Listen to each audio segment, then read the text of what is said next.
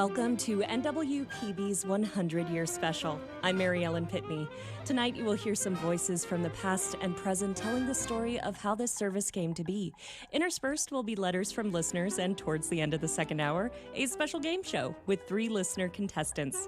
Normally scheduled All Things Considered will be back at 6 p.m. tonight. Now, there is a lot of history and people to cover in 100 years. And it's been an interesting process going through the archives at the station and at Washington State University to learn about our past. One major theme of NWPB is how resourceful this organization has been even from the very start. Here's reporter Lauren Paterson with the story of humble beginnings with tomato can microphones, a surplus generator, and windmill towers. Humans have always wanted to communicate and tell stories. From scribing on stone tablets to the Gutenberg printing press, sharing information is part of being human. We went from print to spoken word on radio to visuals with television, and now any one of these options anytime you want on the internet. But for this story, let's focus on radio, as that's how this service started. In 1897, Guglielmo Marconi sent the world's first radio message.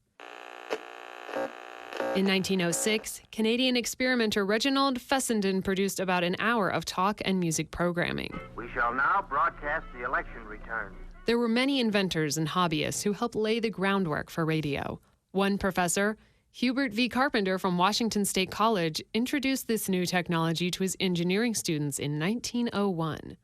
They crafted a makeshift wireless station in a wooden shack on the edge of campus to practice their skills. Then, the U.S. Navy got involved. In 1917, the Navy commandeered the existing technology to use in World War I.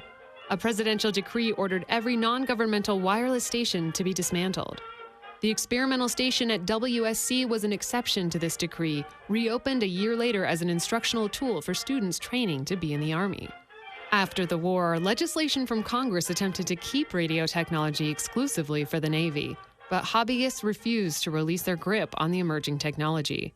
The war bill never got out of committee, and the public continued to experiment on their own, helping along the evolution of this new communication style.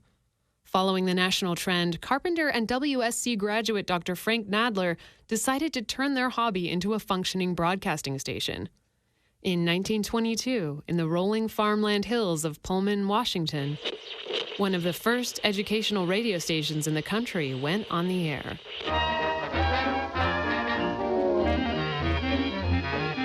There was hardly any funding for this experiment in the early days. While Nadler rallied support from the college, Carpenter and engineer Homer Dana designed and built radio equipment from whatever they could find. The first microphone was a telephone transmitter covered with a tomato can. Mic check. The original antenna was raised on top of Carpenter Hall on what is now the Washington State University campus. It was made from 2 windmill towers. Dana constructed the transmitter using the iron core of a generator, the same one used to bring power to Spokane. The station was licensed to operate with a maximum of 500 watts of power, but first went on the air with just 5. At that time, the station was the only one allowed to use that much power in the country. Carpenter was the station's first program director. They only broadcasted about 5 hours of programming a week featuring educational talks from each department on campus. We don't have recordings from that era, but think it might have sounded something like the first radio broadcast from Pittsburgh. We'd appreciate it if anyone hearing this broadcast would communicate with us, as we are very anxious to know how far the broadcast is reaching and how it is being received. The signal reached all the way to New Zealand. Even today, the 12:50 a.m. signal reaches as far as Norway. In his last semester as a student, renowned broadcaster Edward R. Murrow spoke his first words on the campus radio station. The first college course in radio broadcasting in the U.S. was here at the Murrow College of Communication, as it's now known. Over the years, this radio station has had many names. It went on the air in Pullman as KFAE. In 1926, its name was changed to KWSC. In 1969, KWSU became the station ID for Northwest Public Broadcasting and still is today. Now, NWPB reaches listeners throughout Washington, Oregon, Idaho, and British Columbia with educational news, music programs on radio, television, and digital. The Edward R. Murrow College of Communication at Washington State University continues to educate generations of journalism students who work alongside professional journalists and educators on the same campus where that first signal went out 100 years ago.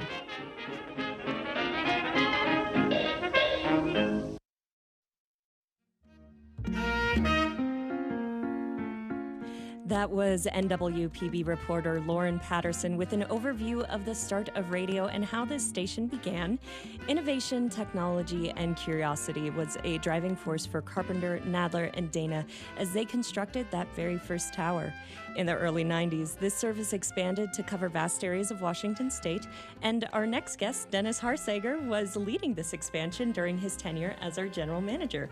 Welcome, Dennis. Thank you. Okay, so let's start at the beginning of your tenure. It's a very good place to start. Can you describe how this service was when you became general manager? Well, it was geographically smaller than it is today. Mm-hmm. We just had one radio station. That was the AM station, and one TV station, which had only recently been put up on the mountain nearby. Yet, even I think about a year or 2 years maybe before I got here, was located up on the library across the street from where we are sitting right now. So it was very difficult to receive even in Moscow at that point. Mm. So it was a fairly compact operation, and they had built a number of translators, they call them, around the state, up in a part of the UHF band that pretty much nobody could receive. And so we had them in Spokane and Ephrata and Clarkston and Kennewick and Walla Walla. I think I'm missing one or two, Lind. So they pretty much, went by the wayside, but eventually we built a second TV station and a second radio station, and then started adding them from there.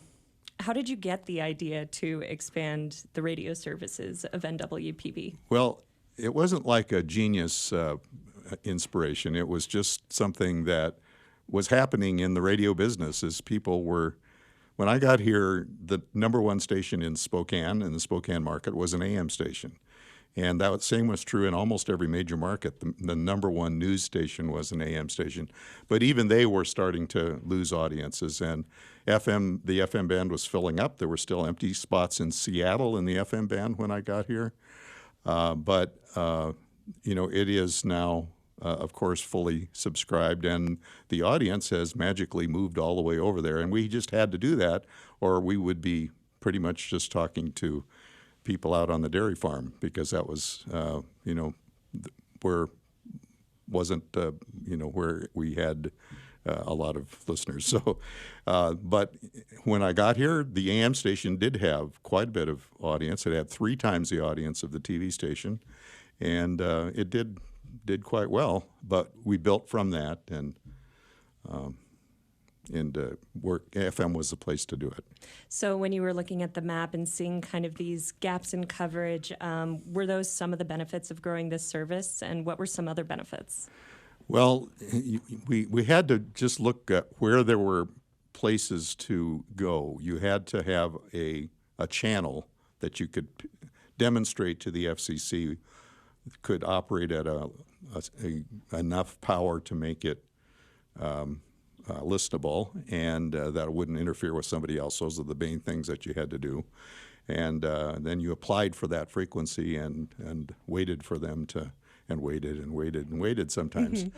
But that's how you decided where to put them. And in our case, we were looking for population centers. We were looking for places in which we thought there would be good listenership, like Ellensburg, for example, has got a college there, a university there now, and it has a wide coverage area.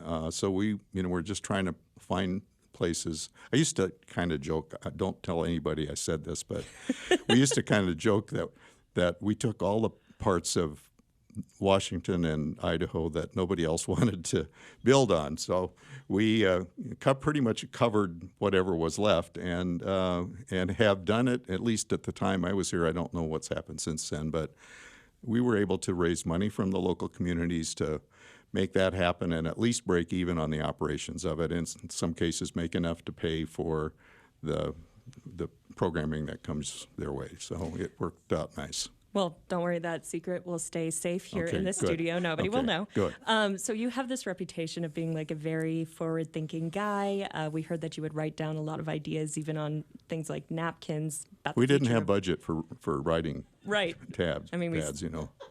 We still use recycled paper as notepads. But what were some of your visions for the future of broadcasting, both then and where do you think it's going now? Yeah, well, I think we're in a period of time that began in the early aughts, where people, you know, started listening to real-time radio, except over the internet. And one of the people you'll hear from this afternoon, Dale Harrison, invented one of what was probably the first predecessor to a podcast by making our news available to other public radio stations in the Northwest in an old. You'll have to ask him about it. He's probably listening to me telling him this right now. But on an old 286 computer that people would dial into, and they'd get a story about Walla Walla, and it would show up on a radio station in Southern Oregon, for example. So that was a transition. People were starting to listen more on their time than on our time. You know, we have a very careful clock. Even today, Sueann was sitting here, you know, checking her stopwatch and giving hand signals and making sure everything happens right on the clock. But, you know, people don't operate that in their daily lives now. They want to hear something when it's their turn. And so we had to take advantage of that. It was just like AM, you know, had its time and still has its time in a certain way. But now it's largely FM for the broadcasting side. But more and more now people are listening to live radio on their smart speaker and other places. I do that occasionally from my kitchen in Maine. I say, Alexa, play Maine Public Radio on TuneIn, or Alexa, play Northwest Public Radio on TuneIn, and it comes in. It's magic. Well, thank you, Dennis. That was Dennis Haarsager, General Manager of Northwest Public Broadcasting from 1978 to 2008. If you are just joining us, this is NWPB's 100-year special. Regularly scheduled All Things Considered will be back at 6 p.m. tonight. I'm Mary Ellen Pitney. We're taking a look back at the start of this public media service, and later a look at some of the most famous folks that got their start here at Northwest Public Broadcasting, and a game show with listener contestants. Now, let's go back to the past with a focus on music. It may be hard to imagine, but there was a time where you couldn't play music anytime you wanted. You had to hear it live unless you owned a phonograph or an instrument. Radio allowed music to reach into homes like never before. And here's music director Anjuli Dodhia with the early days of classical music on Northwest Public Broadcasting. Early radio listeners were eager for news and information, but they were especially eager for music. Most homes didn't have any sort of music playback device or even a piano, so the radio presented a perfect opportunity. In December 1922, WSC President Holland donated an old Mason and Hamlin piano to the newborn station and arranged for it to be lifted into the studio.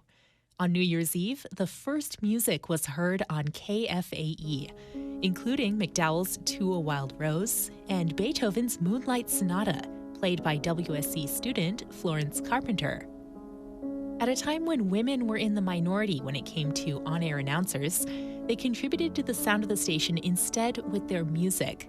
Florence was followed by Bernice Metz, Catherine Fowler, and more.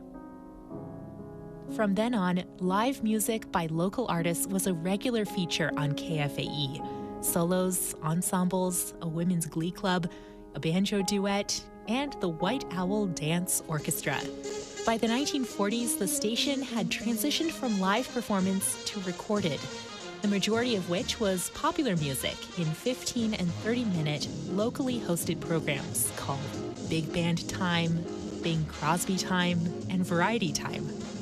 When it came to classical music, the library contained just 6 symphonies, one of which was Beethoven's Fifth on 8 sides of easily breakable records.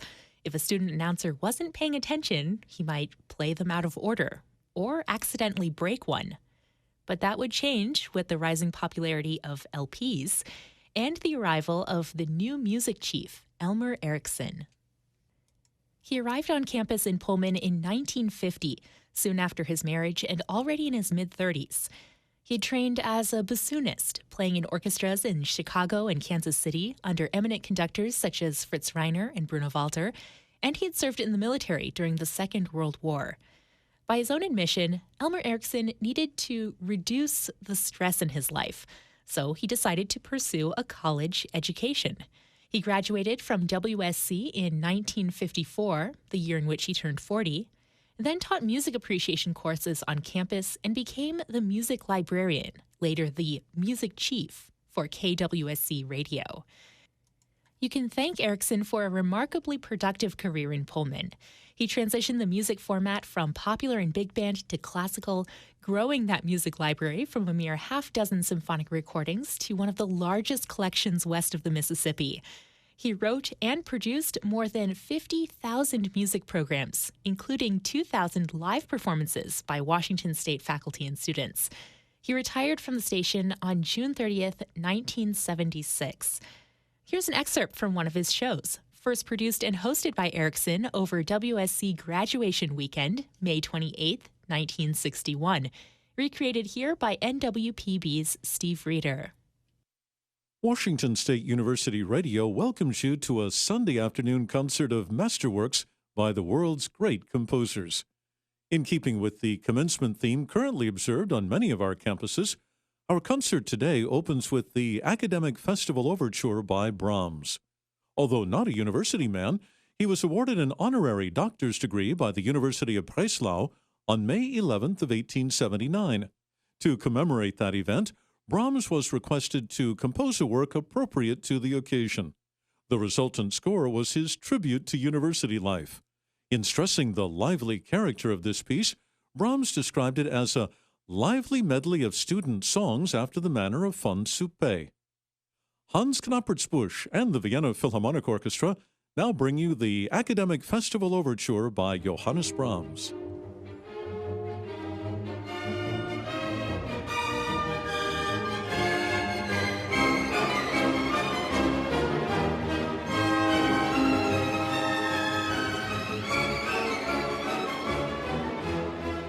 In 1987, the station's new music director had some fresh ideas about how a classical music show should sound. His name was Bob Christensen, and he teamed up with announcer Bill Morlock to create the Bob and Bill Show on Northwest Public Radio. You run into people who are wits, but sometimes they can use their wit for evil. And Bob's wit was kind and benign, and we started doing a handoff promo between the morning shift, mine, and his afternoon shift. And we hatched an idea to do a 2-man classical music show. We wanted to talk about classical music like two friends talking about baseball. We own stuff in popular culture and in the sports landscape, if you're into that, in a way that we don't own it in classical music, because it's so towering with all of these various classifications and levels of technical minutia that may or may not be important in a radio broadcast, but they're there. And it's intimidating because your listener might be expecting that kind of analysis of a score. And we're not going to give you that. You know, we're going to give you stories about the composers or place the music in an historical time frame, something to make it vivid. We tried it in, January of 1988, and we got absolutely no happy mail for 3 or 4 months. One I remember very clearly was a woman in Palouse. She likened us to 2 pre-adolescents out behind the barn smoking cigarettes and telling dirty jokes. But I did realize that what we were doing, we were taking away a kind of a self-conscious consumption of culture for people. You know, I think over time people trusted us that we weren't punks and we weren't trying to destroy anything, and that we loved the music. So it was just a different way of doing it, and it was satisfying to have somebody to bounce things off of. One individual at NPR kind of thought this had some potential. He got in touch and said, we'd like to think about syndicating this. But he said, every day you make me a movie, and I come for the movie and I stay for the music, and I think that's why it could work. I liked that because for Bob and me, and for you, and for everybody here, really, what we should serve is radio. That's our medium. And we happen to be using this music, which we happen to really love and has the potential to make an incredibly rich tapestry and great radio because of the way the music can naturally connect with all the other arts. We didn't have to be that obviously or overtly reverential about the music. If the show was successful and people listened, they were getting the music. You know, we didn't have to be constantly genuflecting to it. You can bounce around. If you get the right stories, it connects with everything. It really does.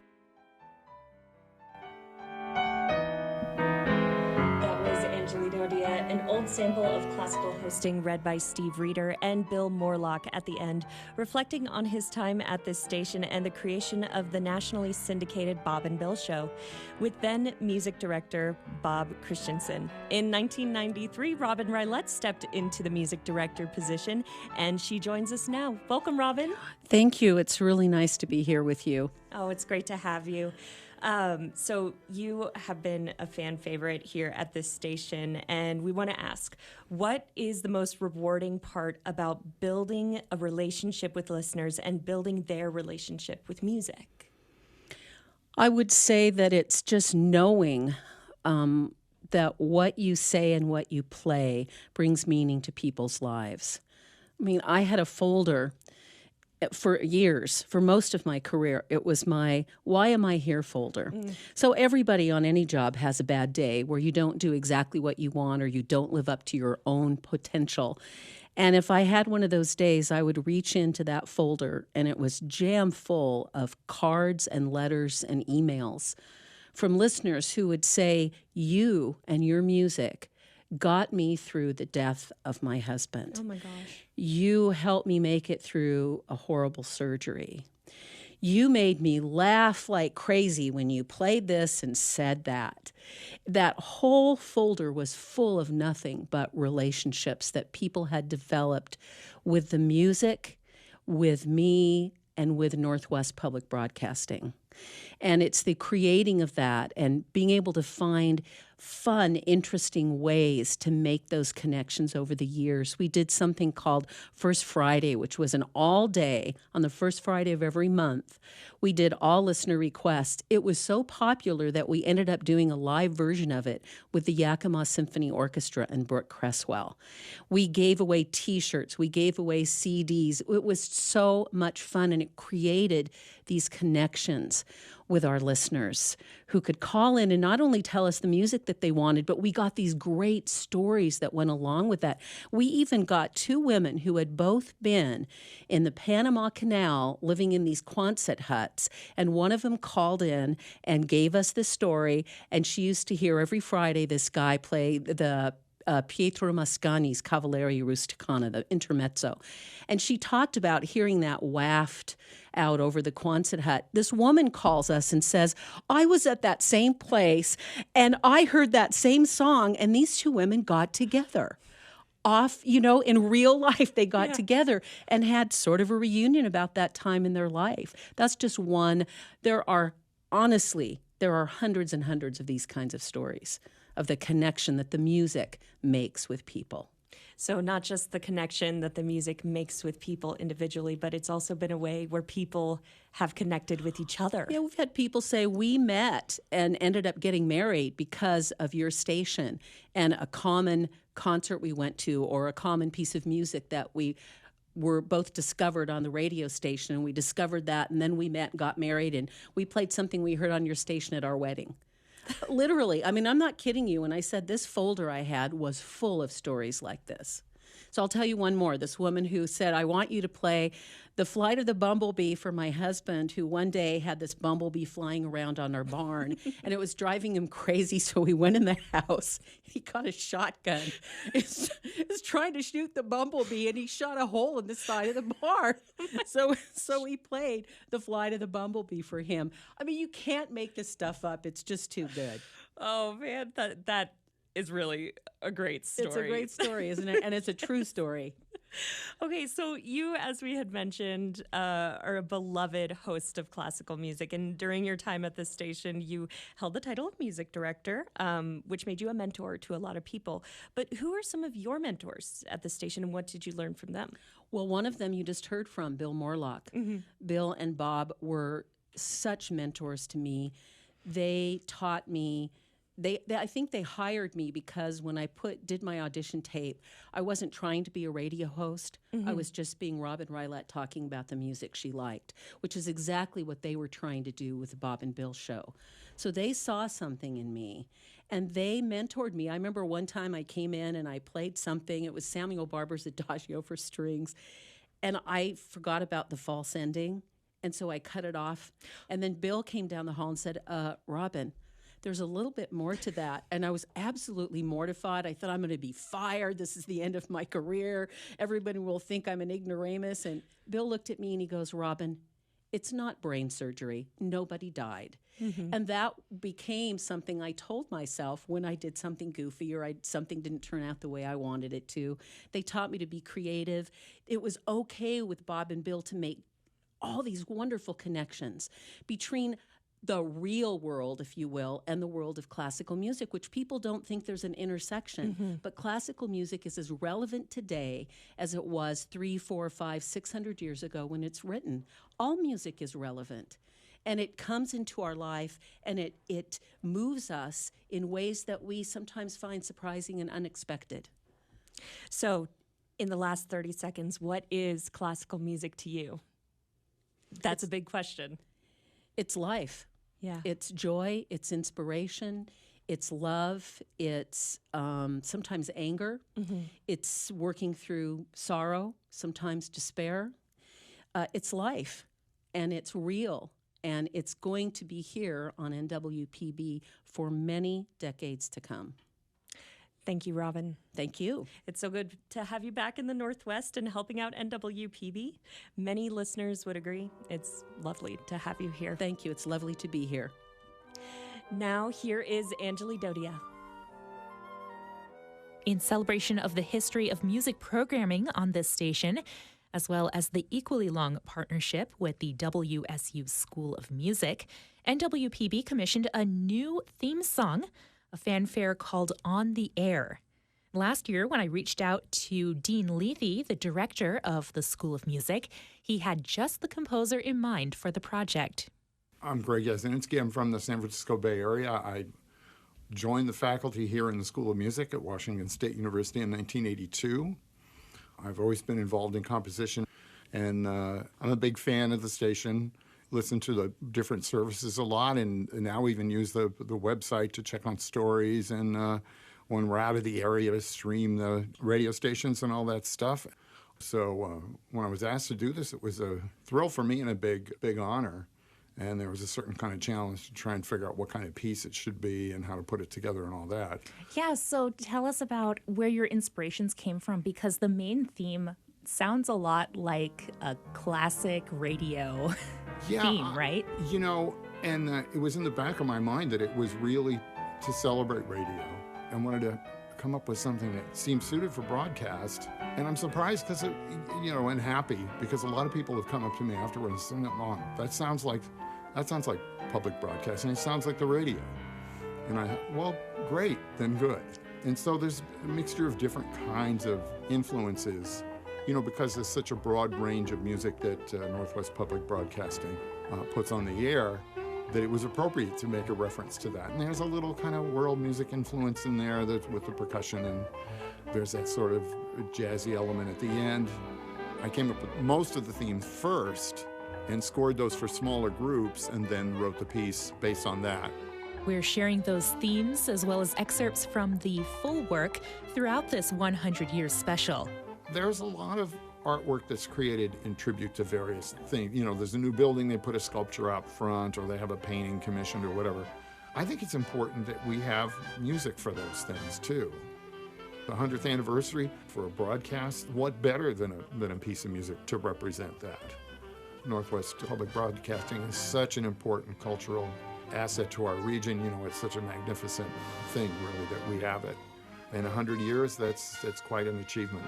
So to be part of that, even in some small way, is a big honor and a big thrill for me.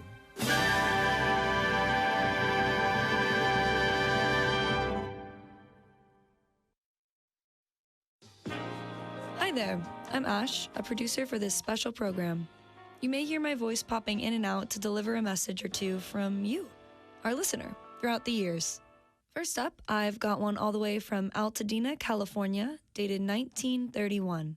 It reads, "Your program is coming in with so much volume tonight that I thought I would drop you a line and express my appreciation. At the present time, the Huff brothers are giving a whistling duet, and even our canary woke up and joined in with them. I want to thank you for your program and would appreciate a reply at your earliest convenience. Respectfully, N.C. Skinner." It's a little too late now, but don't worry. This listener did get a reply from the chairman himself. Frank Nalder wrote back, "When a station in Pullman starts a canary singing in Southern California, it reveals a new field for science." Thank you to all the humans and birds for listening along today. Enjoy the program.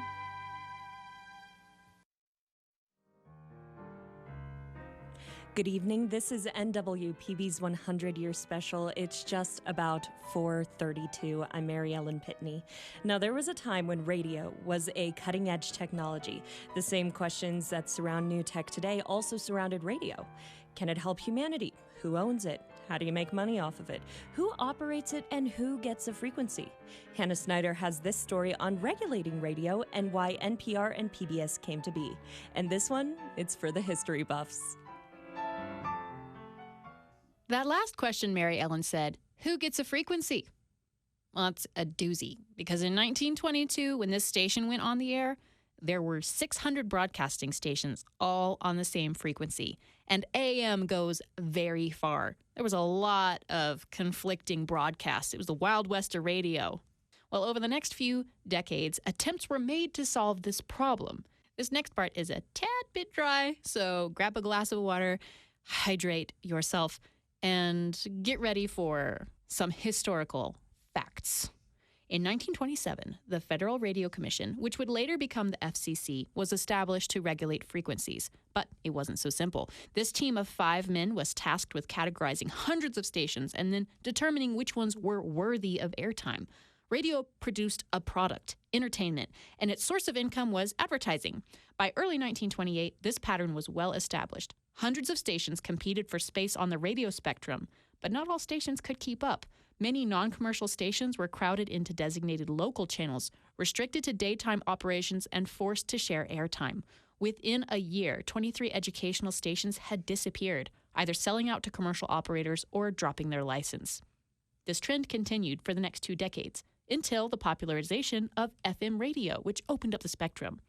In 1948, the chairman of the FCC, Wayne Coy, wrote a letter addressing the remaining educational stations. Citing rising costs for higher education and decreasing salary for educators, he wrote, quote, "An educated and informed citizenry is the basis of a democratic way of life." He stressed the importance of instructional and educational radio in this mission, saying this powerful quote, "Every fact of our times cries for the immediate and widespread utilization of this electronic magic for education." This sentiment eventually led to the funding of educational broadcasting. In 1967, Lyndon B. Johnson signed the Public Broadcasting Act, which fortified and institutionalized public broadcasting in the great USA. That act created what's now known as the Corporation for Public Broadcasting, which you've heard 10,000 times, or CPB. The CPB helps to manage regulations and funding for NPR, PBS, and other non-commercial entities. One report in our archives noted, quote, Quote, "It is important to remember that the existence of educational radio did not really hinge upon the creation of a network, but it took the addition of a national network to give educational radio the exposure and the boost it needed to become more than that campus radio station. And that campus for this service is Washington State University, which holds NWPB's broadcasting license. Education and public service are the center of public broadcasting. Those two key values have been embodied by many people over the years, and Robert Mott is one person of note who shaped the service into what it is today. Mott was a veteran paratrooper in World War II. He served as an Army Reserve officer and retired as a colonel. He became a professor at WSU in 1956 and taught broadcast journalism. Mott started one of the country's first campus television stations. He also produced a radio show for 9 years called Science in the News, hosted by WSU professor Alfred Butler, which broke down science concepts for lay people. It was one of the most popular shows in the Pacific Northwest and was broadcast around the globe by the Voice of America network. Mott left the college in 1968 to chair and create NPR, National Public Radio, and KWSU, this service you're listening to right now, was among the founding stations. Mott was also instrumental in growing public television. After all he'd done, Mott would often say, "The students are my legacy." I think a quote from a CPB and NPR report encapsulates the role of broadcasting, education, and public service perfectly. Quote, "The name public radio means many things. Funded by the people, dedicated to the people, responsive to the people. Perhaps its most important implication, however, concerns the active role of the people. And so it comes back to you, dear listener. You have a big role at this station. Your input matters. Your membership makes this service possible. It is established by people of public service, and with great participation, will be here for another 100 years. That was Hannah Snyder with a look at the history of public media. There were many people who helped this service get started and grow, and we realize not everyone will be mentioned tonight, and some are lost to the past. And to all of them, we say thank you for making this service what it is today. Our next guest is one of those folks who kept the service going, radio station manager Roger Johnson. Sueann Ramella spoke to Roger about his time at the station and the importance of public media. I know why public media is important to me. I'm so curious why you wanted to work in public media. Well, I think there needs to be a place in the media landscape that values in-depth news and the arts, and that's even more true today than it was when we got our start all those many decades ago. My first job right out of college in the early 70s was at a small commercial station in Wisconsin, and it was a good station. We had a good product, but it wasn't exactly what I wanted to do. And I can remember this was during the Watergate time, and the Watergate hearings were on Wisconsin Public Radio, or whatever it was known as at the time, and I listened to that and I thought, that's where I want to be. And so I was able to get a job not too long after that in public radio and stayed there for the rest of my career. I've long felt, and this has become even more true in recent years, that public radio and public television, for that matter, serve a vital role in maintaining our democracy by providing the information we need to make informed decisions, to make good decisions. And without it, I think we lose something in keeping us as strong as a country that we possibly can be. When you were station manager, what kind of involvement did you and the station at that time have with NPR or PBS? Well, I know we wrote them a really big check every year. That was one involvement. NPR is a membership organization, so we had a responsibility in the governance structure. You're part of the process that monitors what's going on there, and you have an oversight role. What have you learned from your time working in public media? Don't ever underestimate the audience. They value what you do, and they have high standards for what you do, and they expect you to meet them. Sometimes we hear the term lowest common denominator. I think what we were involved with, and you still are, is trying to achieve the highest common denominator. And I think that's what our listeners and our viewers expect of the public broadcasting system. I agree. What are some memorable moments that you had when you were working at NWPB? You mean in addition to hiring you? I love it. Thanks, Roger. Yeah. I'm going to wait to see how you edit this. There's a long list of things I could probably talk about, but there are a couple that came to mind for me that were important because I was involved in them. One was the creation of the Northwest News Network. Stations across the region, Washington, Oregon, Idaho, came together using some startup grant funds to create this regional news service that allowed us to leverage the resources we had to get reporting resources that we could never have afforded on our own, including having the Tri-Cities Bureau, which I think has been in existence for, 15, 20 years? And so I was always very proud that we were able to accomplish that. The other one that comes to mind was an event that happened, I believe, in October of 2006, and that's when we had a Prairie Home Companion do a live broadcast from Beasley Coliseum at WSU in Pullman. We had been trying to get them interested in coming out here for a while, so I called them up and said, if you're coming out west, we'd be interested in talking. And long story short, we were able to get them to come out and do the show.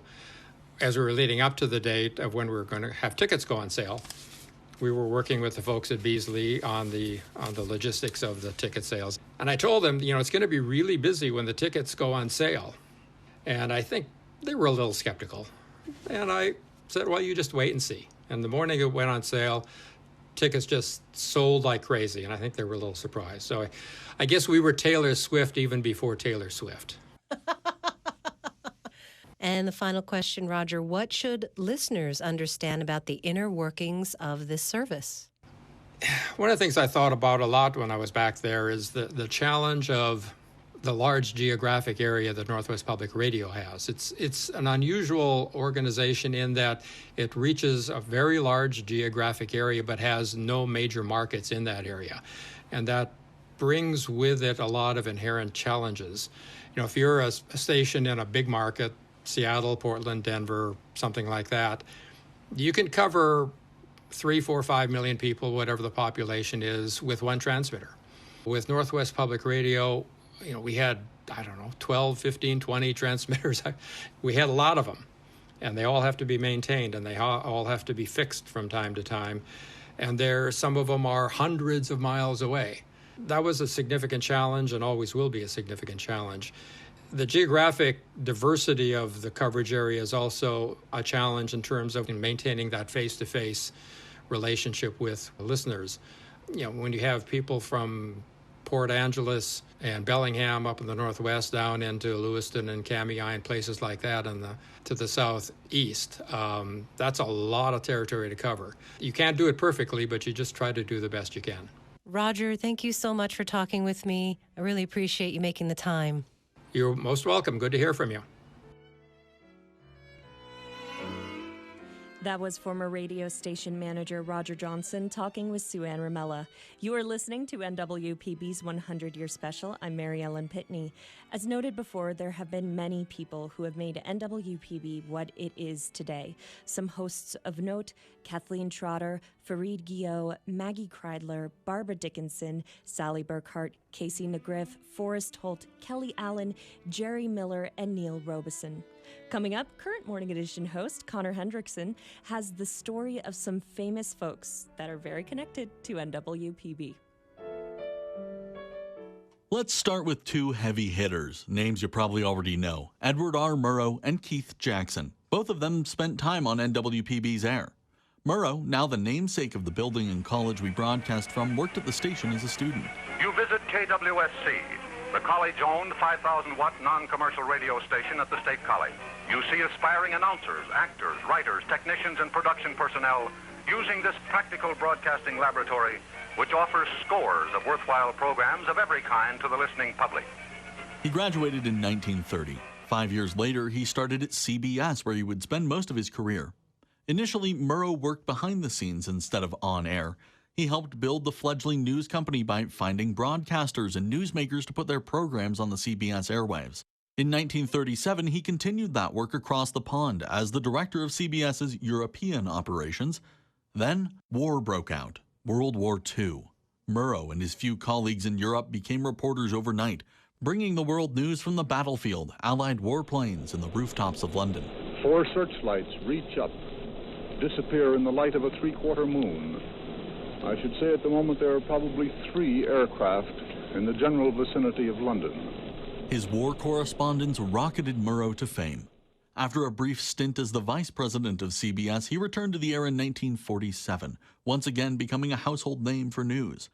Murrow's 1954 expose on Senator Joseph McCarthy was a major point in his career. The senator and his followers doggedly attacked opponents with unfounded accusations of communist sympathies. Those attacks, when levied against Murrow, had no effect. The public trusted our newsman. Murrow's coverage was effectively the death knell for McCarthyism. After years of chain smoking, like many journalists of his day, Murrow died of complications from lung cancer on April 27, 1965, just 2 days after his 57th birthday. He remains a beacon of journalistic integrity. Touchdown, Cougars! Keith Jackson was the voice of college football. He attended Washington State College on the GI Bill, graduating in 1954. By that time, his career was already off the ground. Taken at the 4-yard line by number 40 for Stanford. That'll be Bowers. He fumbles the ball and the Cougars recover it. In 1952, he broadcast his first football game, Stanford versus Washington State. He only missed 1 college football season in 50 years of broadcasting. That was in 1970 when he cast professional Monday Night Football. In 1958, he became the first American sportscaster to cover a live event in the Soviet Union when Soviet rowers faced off against the University of Washington Huskies rowing crew. Unfortunately, the Huskies won. Go Cougs. Beyond football, he also cast basketball, baseball, and 10 different Olympics. He even co-hosted news on Como TV in Seattle. He was an icon for sports across the nation. Steve Kelly of the Seattle Times put it best when Jackson retired in 2006, saying, quote, "Sports fans are gluttonous, and most of us wish Jackson could last forever," end quote. When you're looking ahead every day, your whole life goes pretty fast. And you look back at it and say, whoa. He died in 2018 at 89 years old. Many, many other people have made their mark on NWPB through the years, and we wish we could name them all. Some of them you're hearing tonight, some from the past, like Herbert V. Carpenter and Homer Dana, who created the station and its first transmitter. Robert Mott created our TV services, helped start NPR with KWSU as a founding member station, and was a TV broadcast professor. Calvin A. Watson was the second manager of KWSC TV, and he helped design our TV studios. One is named after him. Alan Miller started managing the station in 1948. He led the creation of many programs, largely focused on education. He also pushed staff to rebuild and replace aging equipment to fit new FCC standards. Kathy Dahmen was with NWPB for almost 3 decades. She was our director of grants and development funds, as well as a producer and tireless cheerleader of the station. Bert Harrison helmed the expansion of the station's news service. He and his son Dale provided much of the information we used to create this 2-hour special. Their fastidious record-keeping made this project possible. Jillian Coldsnow spent 28 years with this station, helping shepherd it through tough years and changes. She worked closely with students for much of her tenure. Dennis Haarsager spurred NWPB's expansion beyond the Palouse to cover much of the Northwest. That mission was continued by Carrie Swanson, Roger Johnson, and Marvin Marcelo. And we can't forget about the hundreds of students who have come through our doors. Since this station's inception, it's been a resource for aspiring broadcasters, reporters, and producers, helping them find their voices and grow their careers. Every one of them left their mark in the announcements they made, stories they produced, and the community they helped engage, enlighten, and entertain. Here are our current student workers. Amelia Wilbert, Anissa Turner-Rahman, Gavin Norley, Sadie Benavente, Nick Gibson, Ashlyn Taylor, Jonah Oakleaf, Colleen Hill. Thanks, students. NWPB hopes you continue the great work and mission of public broadcasting, either professionally or personally, and that you find success in whatever you endeavor. For NWPB, I'm Connor Henricksen. Good night, and good luck.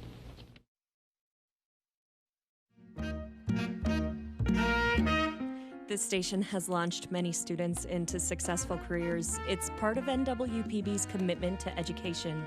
This next guest has worked with NWPB and many students at the Murrow College of Communication since 1992. From leading and producing television to teaching broadcasting, he has filled many roles here, including general manager from 2009 to 2021. Marvin Marcelo helped guide hundreds of students and staff members who've passed through these halls and announced on these mics. Marvin, thank you for joining us for this 100-year special. Thank you for having me. It is great to have you. So let's talk about how the Murrow College of Communication is connected with Northwest Public Broadcasting. Well, back when I first got hired, Dennis Haarsager and Warren Wright asked me to create a bridge to the Murrow College. And I said, why? What's going on? I thought there was normally a program going on, but apparently they needed to build a program with the Murrow College and students so that the students could get experience both behind the mic, in front of the camera, behind the camera, and then to add to their academic experience. And so I did. I created a production group of students who are now obviously doing so very well. But one of the first things I had them do was clean out scene storage, because scene storage was just in a disarray, and there was just so much stuff from history that I needed to get rid of. Anyway, that was the first step in there. So what do you enjoy about teaching students about television production and broadcasting? I think I like when the light bulb comes on. Yeah. We do so many big projects and have a lot of different complex pieces of equipment. And at first when they sit behind there, like I see Sueann behind her machine back there, at first, you know, they're a little intimidated. And then by the end of the semester, they're no longer intimidated by the piece of machinery that they're supposed to operate. And I think I love seeing that connection. Oh, yeah. A lot of growth can happen during that time. Oh, yeah. Okay, so there are a lot of students that still keep in touch with you, and you mentor them while they're here and after they graduate. So what is something that students are often thankful for besides a job? Yeah, well, the job does help them pay for the food and beverages they imbibe on. But I think they're most excited and most thankful for the experience, the true professional experience that they've got while working here at the station. We've done so many local and regional programs where they took positions from associate producer down to technical directing and other kind of production positions where they wouldn't have been at a larger station. And so we use their experience and knowledge and time and produce some great shows. And I think when they go out to the professional world, they're really more ready than most of the students are. Mm-hmm. So let's get a little bit of free mentorship right now. What is something that students who want to go into broadcasting should know? Not to be afraid. Okay. That they truly are ready to take on whatever challenges they have in front of them, that the piece of machinery, no matter how complex it is, was made by another human being and meant to be used by another human being, and not to be afraid of letting go of their creativity and originality, because that's what really makes them who they are. Yeah.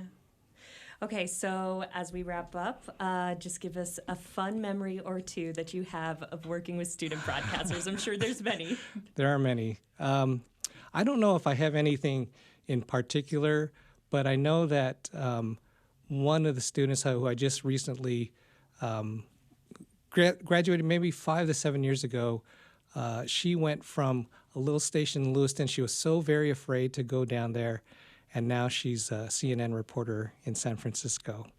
Her name is Veronica Miracle, in case people want to look her up. But yeah, that's wonderful. Yeah. Well, I'm sure she and a lot of other students are grateful to have your mentorship. Well, Marvin, thank you for being here and to help keep this public service going into the future. Thank you. Thanks for having me. Yeah.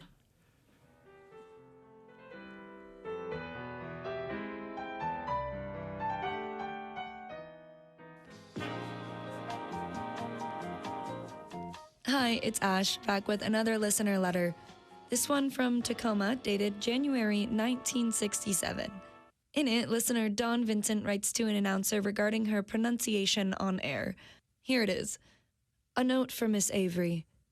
I enjoy your genealogical mentions, as that is my hobby. As a friend, may I make a suggestion about your pronunciation of the words memoir and autobiographical?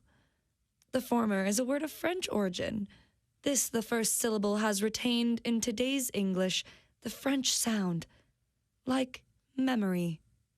Don then goes on to write out the entire phonetic spelling of biography and biographical, and so on.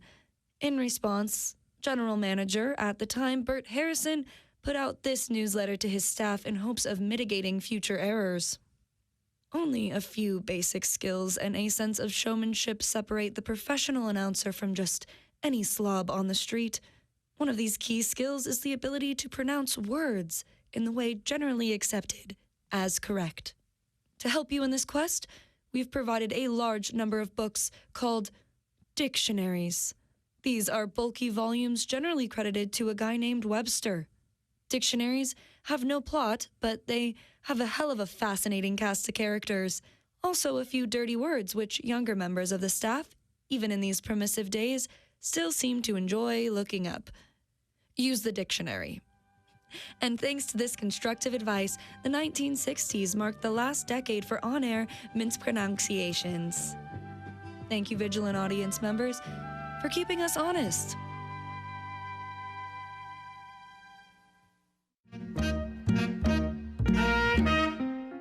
If you're just joining us, this is NWPB's 100-year special. I'm Mary Ellen Pitney, and it is 4:56. Tonight, you'll be hearing some voices from the past and the present, telling the story of how this service came to be, and interspersed, letters from listeners.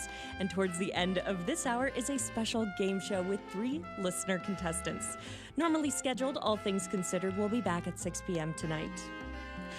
The station that you're listening to now started as a lone radio station, and it grew into a broadcasting service with TV and a digital presence. Thom Kokenge has the story of how NWPB's television services got started and the ingenuity behind the staff that made it happen.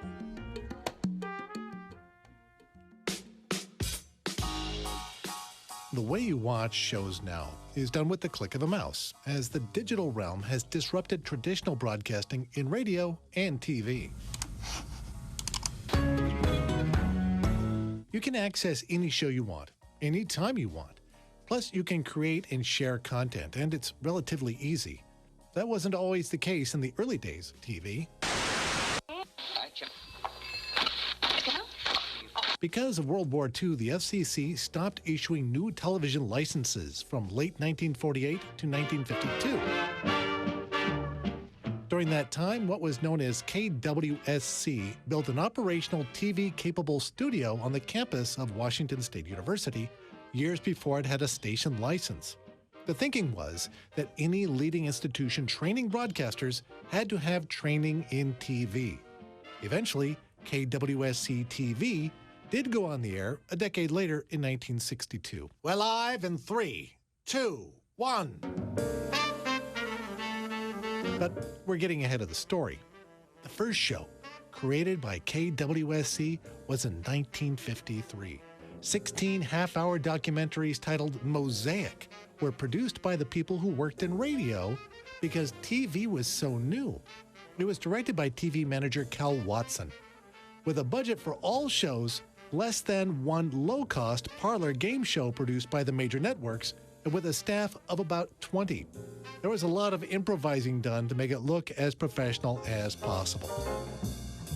While most television programs at the time were live, Mosaic, however, was pre-recorded and could be sent to other stations to use, as programs were hard to come by. To get Mosaic to stations, the tapes were bicycled around, but it wasn't by pedal bike. Here's Marvin Marcelo, General Manager of NWPB from 2009 to 2021, to explain. So you have a videotape of it, and it's the finished tape with the closed caption master and all that, and then it would be sent to a station to either dub or play to record again, and then they'd send it to another station to play and record in another station and finally make its way back to you at the very end. These foundational programs were created while discovering the potential of this new medium And most, if not all, of the productions were assisted by Washington State College students, learning about this new way to broadcast and view the world. NWPB and education are inseparable. As KWSC was producing these taped shows, the first live show didn't happen until early 1962. The technology grew, and creating live broadcasts became easier, though still difficult, and students would assist in airing basketball and baseball games. During the 1960s, television was seen as the way to enhance students' education. What was educational television quickly became public television to assist in public education. Through the decades, public TV grew to serve all those who are lifelong learners. And NWPB has been there to serve the Northwest public. Learn how to paint from the NWP TV show Shiwi Art Workshop. Hello, I'm Susan Shiwi, and I'm going to share with you how to paint the garden gate. Or how to cook outdoors by watching Dutch Oven and Camp Cooking. Howdy, welcome to camp. I'm your host and camp cook, C.W. Butch Welch, and come on back and let's get to cooking. Plus, watching important Northwest historical stories. Stories for Our Hanford History are produced by Northwest Public Broadcasting, a member of the Hanford History Partnership. While learning skills, the arts, and history is important, so is understanding our democracy. Now NWPB TV was integral in getting the latest developments in politics to viewers with the program Vote 2020, which included live election results. Live across all NWPB services, this is the NWPB Vote 2020 Election Night Special. And for children, this service brings you a cat who likes to answer questions about science, the world, and everything. Hey, cool cats, I'm Dr. Universe, here to answer your baffling science questions. Dr. Universe is a collaboration with Washington State University and helps to continue our mission to educate and entertain the next generation. Thanks to you, NWPB TV will continue to serve your community for years to come. I'm Thom Kokenge.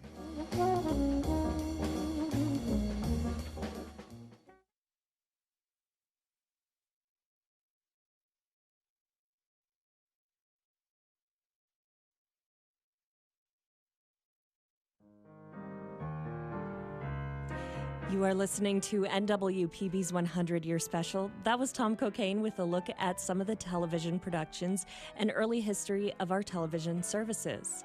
Other local productions include Fly Tying, The Angler's Art, Grassroots Journal with Glenn Johnson and Barbara Dickinson, Body Pulse, Jenkins Art Workshop, WSU Presents, Palouse Performances with Barbara Harbach, and Jam with Dan, an inland folk spinoff. Now, someone who knew a lot about TV producing and how to write amazing grants, which was very important, is our next guest, Kathy Dahmen, former Director of Grants and Development Funds. Hello, Kathy. Hey, great to be here. Thanks so much. It is so great to have you here. So what was your role? What did it entail? And how were you involved in TV production? Well, that's kind of a long story. I was here for about 28 years, and when I first started working here, I was the traffic coordinator. And I got hired without an interview. I worked full-time, and there was one AM station, and I had used a typewriter to type the log. We had a couple of underwriters I threw in every day, and that was my first job here. And I kind of worked my way around the station, both on the radio side and the TV side, and I ended my career here as the Assistant General Manager of Finance and Administration in 2010. I was really kind of sad to leave, but I had just a really terrific career here.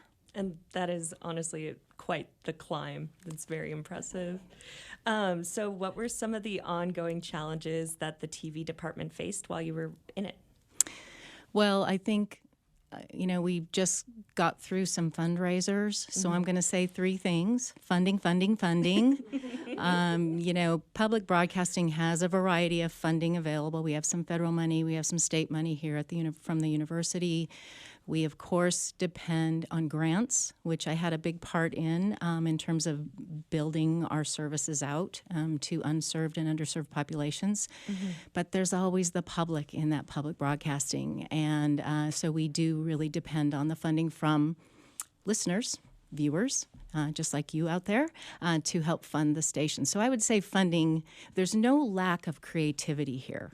No lack whatsoever. Never has been, never will be. But trying to find the funding pieces to put together the programs and the projects that we want to do is very, very challenging.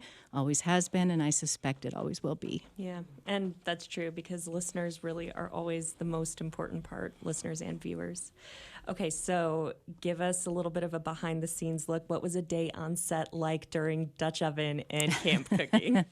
I was hoping you would ask about that. Yes. That was probably the most spicy of productions. Now, I got into production in kind of a backwards way. Our general manager, Dennis Haarsager, put together a program, and he gave, it was called the Great Ideas Program, and he gave $800. Now, think about that. Back in the mid-'80s, $800 was a lot of money.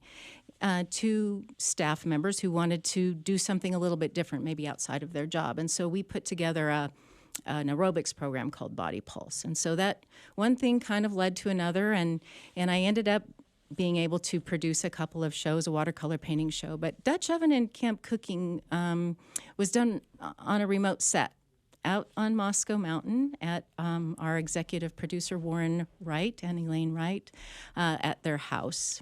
And they generously donated every piece of that place to us. Yeah. The typical day would start out at about 6 a.m., and we, of course, had to tear the set down every night because you don't want any critters chewing through cables. You can't leave cameras outside, in the dew. And so we would have to reconstruct that set every single morning. We also had food prep. All of us, we did the food prep in the garage. I'm sure the health department would have had a heyday with us, but that's all in the past, right? So anyway, we would reset the set every single day. The best part probably, and I think the part that the students really enjoyed the most, was the eating at the end. Of course, you got to eat everything that was there. And so that was a lot of fun. Butch Welch was just a hoot to work with. And we really did have a lot of fun. We had a bee incident once where we had some bee stinging going on. We had this little remote van that was just hotter than Hades. But, it was a lot of fun, and we ended up with a really great national production out of it. What was an important lesson that you learned as a producer with Northwest Public Broadcasting? Well, I would say that you really need to surround yourself with the people who are creative, who forgive your errors, who you can learn from. And just be willing to say maybe you didn't do something quite correctly, but you always know that your team has your back. So I would say it's the teamwork that we learned, and we all enjoyed each other so much and really ended up putting out some really great work. Well, thank you, Kathy, for being here. It's been my pleasure. Thank you. Yeah. From the folks in front of the camera and microphone to producers behind the scenes. Now we take a look at the technology that brings you this service and the IT and engineers who put it together and, most importantly, keep it working. NWPB's operations manager, Lindsay Q, has this story. In the last 100 years, we've utilized a lot of different technologies and equipment to bring information and music to you. I'm Lindsay Quisenberry, the new operations manager at Northwest Public Broadcasting. And while I'd love to nerd out on every single tech advancement in the realm of communication, I've been tasked with picking 3. So here are 3 technologies that helped revolutionize the way you receive information. The first tech, satellites. Yes, satellites. They're like enormous antennas that orbit the Earth, and we use them to relay communication signals. They're the reason you learned from Bob Ross to beat the devil out of your paintbrushes. The development of satellite television capability grew out of an agreement between AT&T, Bell Labs, the British Post Office, the French National Post Office, and NASA. This collaboration made it possible for viewers to see events play out elsewhere in the world as they happened, which helped increase understanding of other nations and cultures. Today, we still utilize this technology to provide you TV programming that educates, informs, and entertains, from Dr. Universe to Doc Martin. The next advancement in technology brought a new meaning to the word cut. Instead of using reel-to-reel machines and physically cutting tape, software made it possible to edit audio with a click. The software that I want to highlight is called Cool Edit Pro. You may have heard of it or worked with it yourself since its birth in the early 90s. Cool Edit was the first audio editing software that I was introduced to in 2009 at my first radio job. This program was super easy to find, install, and use, and it could save audio in more than 25 formats. Like in The Hitchhiker's Guide to the Galaxy, a Babelfish, saving it in languages virtually everyone's computers could understand. Up until recently, it was the primary audio editing software right here at NWPB. But with navigation into Windows 10, Cool Edit Pro just couldn't get with the times. And by the end of its life, pretty much everyone would agree Cool Edit Pro was neither pro nor cool. Yep, even in the tech world, dynasties fall. Cool Edit Pro was purchased and was reborn as Adobe Audition, a pretty slick editor. But if you're like me, you never forget your first. Finally, I want to tell you about the Snowcat. Short for Snow Caterpillar, it's a truck-sized vehicle that our engineering team uses to get to broadcast sites when traditional roads are blocked or we need to haul some heavy equipment. The name Snowcat is a super common description for all of our snow vehicles, kind of like how we use Velcro or duct tape or jet skis. But our Snowcat is an LMC 1500. The cab is enclosed and heated with an all-over roll cage for maximum safety. It rides on tracks that can move independently of each other, ideal for squishy conditions like snow or mud. It has an automatic transmission and a straight 6 engine from a Chrysler. On the back is a little flatbed, but big enough to move satellite dishes. For Northwest Public Broadcasting, bringing services to rural areas meant installing, maintaining, and repairing broadcast equipment in remote areas and sometimes harsh conditions. With this powerhouse of a machine, paired with our newer tracked side-by-side, the Polaris Ranger, you can count on NWPB's tech team engineers to make their way to your local transmitter or translator site, find what needs fixing, and restore your programming to you as quick as we can. From heavy machinery and high voltage to network gateways and logins, it takes a team of talented people to keep NWPB operating. And I want to introduce you to some of them. These are the folks who answer calls and emails, program and reprogram software, climb towers, identify outages, sometimes walking 5 miles uphill in a snowstorm to get services restored to you. Hi, I'm Jeff Snell. I'm the Director of IT and Engineering. Jason Royals, Engineering. Devin G., IT. Jim B., Engineering. Kevin W., Engineering. Brady Aldrich, North Central Washington Engineering. And I'm Lindsay Q., Operations Manager. But of course, we can't forget about you, the listener. Thanks for being a vital part of our team.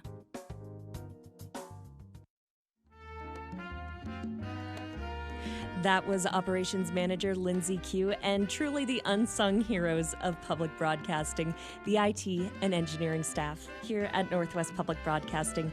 You are listening to the 100-year special. I'm Mary Ellen Pitney. Regularly scheduled All Things Considered will be back at 6 p.m. tonight. Coming up a little bit later in this hour is a game show with listener contestants. Next, in the 90s, as this thing called digital was coming fast towards all of us, our guest had his fingers on the pulse of technology and implemented ways to make it work in radio. Former news director Dale Harrison is in the studio with us today. Hello, Dale. Good afternoon, and thank you for inviting me. Oh, it is great to have you here. We couldn't do the show without having you here.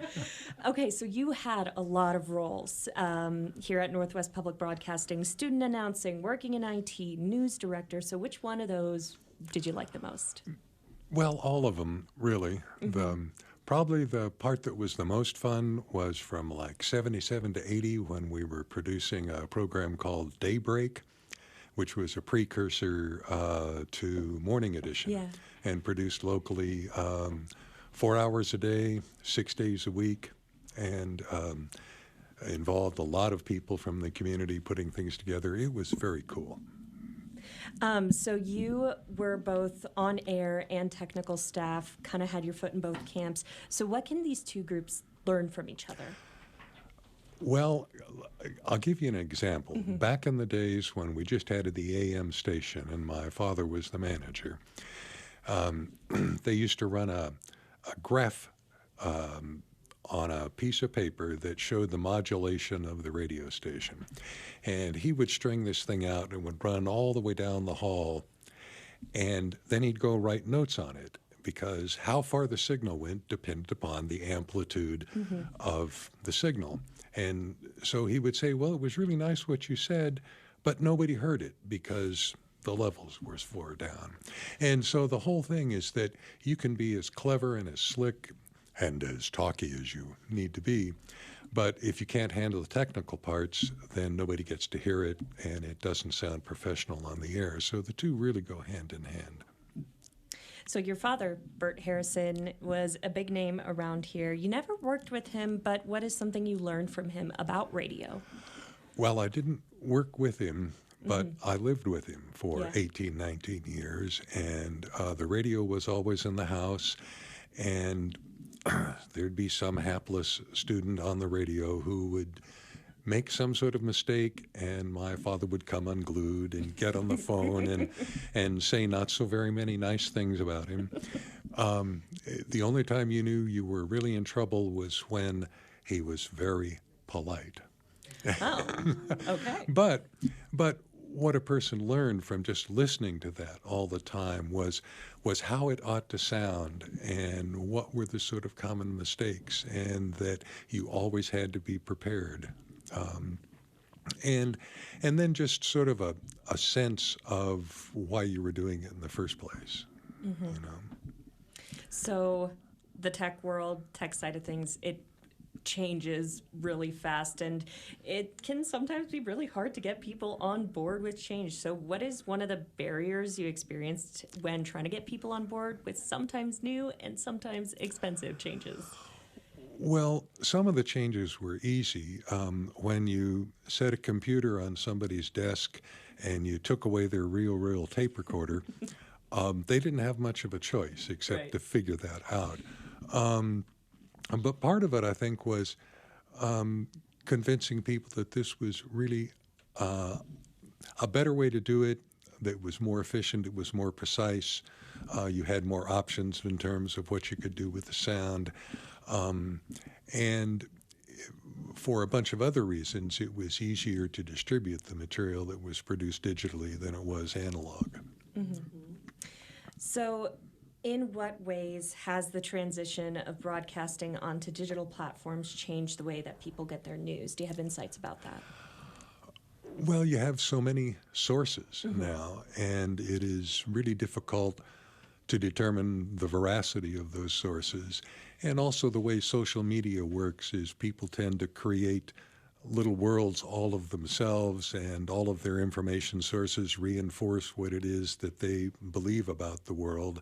And in a way, it's kind of isolating rather than expanding. And so I think it'll take a generation to figure out how to deal with social media and broadcasting and information. And I don't think we've figured it out very well yet. So do you think that has made finding accurate information easier or more difficult? I think it's more difficult. I mean, obviously, if you're a public radio junkie, you have access to, some of the best journalists in the entire world. But you don't have to slip much farther down the dial to find examples of stuff that isn't so good, and they're not so careful. Yeah. So I think it's much more difficult, and I think people. There's a problem with trying to figure out how do I assess the quality of this information, and I think that's part of the thing we're still learning. Yeah. So with all of this change, what has remained the same through the years? Well, that radio is a very personal medium, that journalism is journalism. It's good journalism from when people first started doing newspapers to whatever kind of podcast they're producing. Good journalism is good journalism, and that's a constant. And I think people are really fortunate in this community to have Northwest Public Broadcasting here because that gives them the access to some of the best journalism being done anywhere. Yeah. Okay, so we've got a little bit of time left. We heard a rumor that you were given a very special award. It's only been given to you. Can you tell us what that award was? Well, when we were first trying to get computers for the newsroom, the only person selling computers locally, there was a guy over in Moscow and a guy here in Pullman at the Right Byte. And I got an award for the most amount of money spent at the Right Byte by any single human being. It was fun, but it made an incredible difference to to how we did our stuff. Mm-hmm. Yeah, I bet that really modernized the newsroom and this entire service. It was. The first hard drive we ever bought cost $1,000. It was an entire gigabyte. Gosh. Well, Dale, thank you so much for being here and for the work that you've done to grow this service. It's really appreciated. Okay, thank you. Yeah.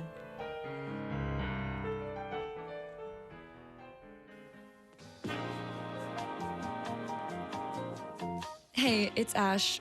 This next letter was written this year in honor of our centennial. It's written by Kathy Harrison. It reads, "In the 1960s, my boyfriend had a student job working at KWSU radio. We walked around Pullman a lot in those days. Sometimes in the evening we'd stop by the newsroom.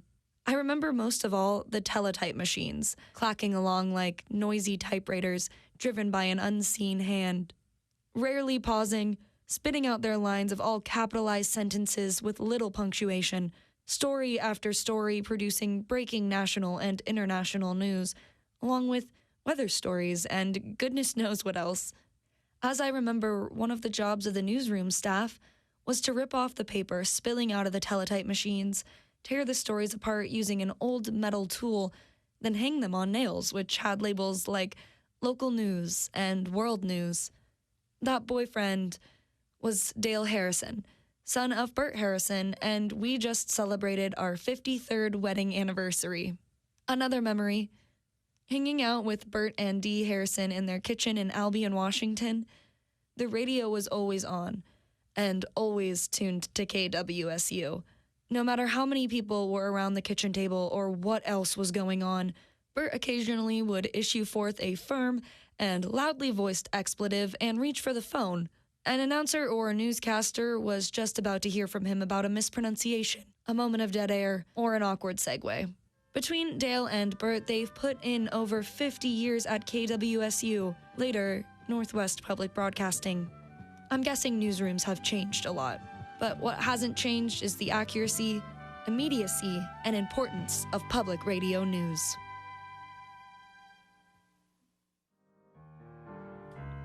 Good evening, and thank you for listening to Northwest Public Broadcasting's 100-year special. I'm Mary Ellen Pitney.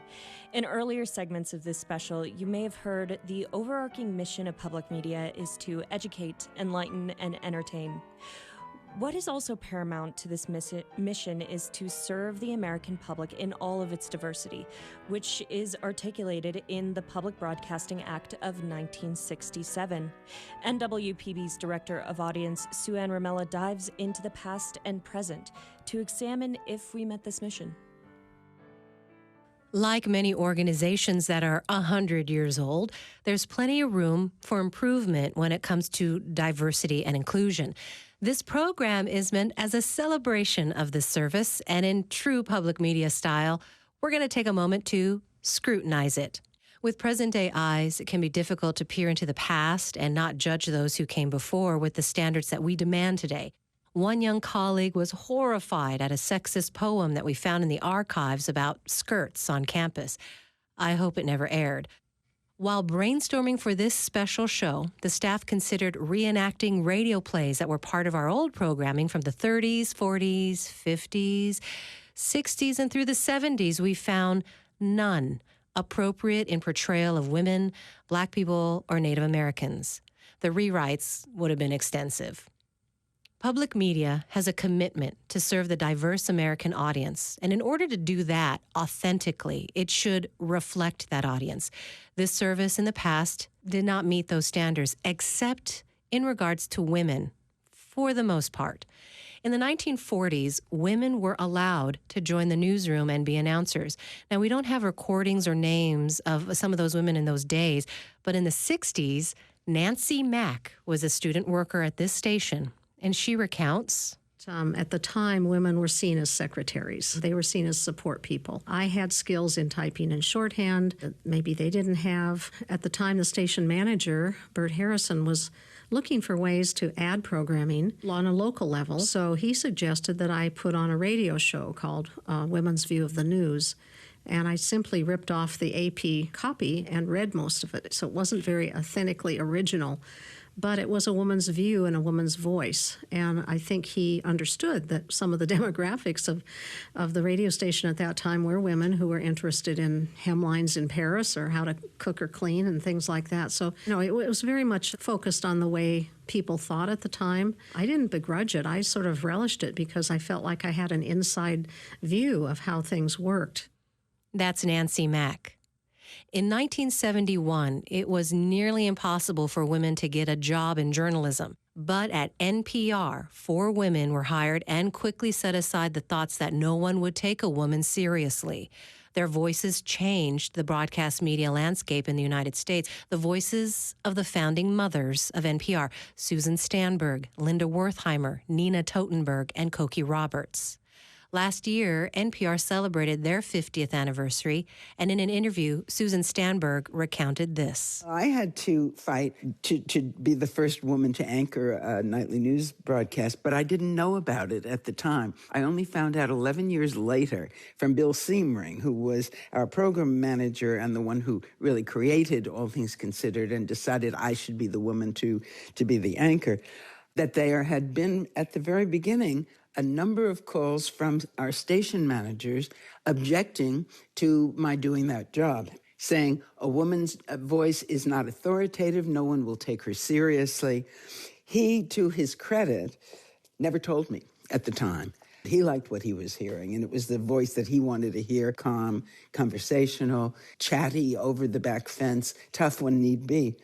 Listeners would get used to it, and things would be fine. That same interview, Nina Totenberg noted that the only reason they hired lots of women, by and large, was because they could afford us. No man would have worked for what we worked for.